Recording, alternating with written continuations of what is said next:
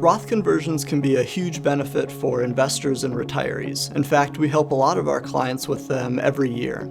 However, the calculations to know when to do Roth conversions and how much to convert can be really complex.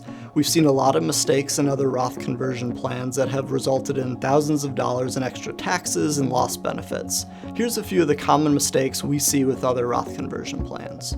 First, not thinking about charity. If you're charitably inclined, QCDs or qualified charitable distributions can be some of the most tax-efficient ways to give to charity. Doing too much in Roth conversions early on in retirement can reduce the amount of money you have available for QCDs during your retirement and actually result in much more taxes in the long run.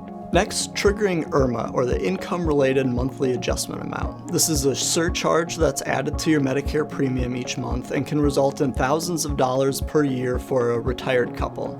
IRMAA can be triggered with just $1 in income above certain thresholds, so knowing exactly how much to convert to avoid unnecessarily triggering IRMAA can save you a lot of money in the long run. Lastly, performing Roth conversions creates taxable income that can negate a lot of other benefits available to those with low income. For example, some retirees might find themselves in the 0% long-term capital gains tax bracket, or some may find that very little of their Social Security benefits are taxed. Depending on your IRA balances, it may not be worth sacrificing those benefits to get more money into a Roth account.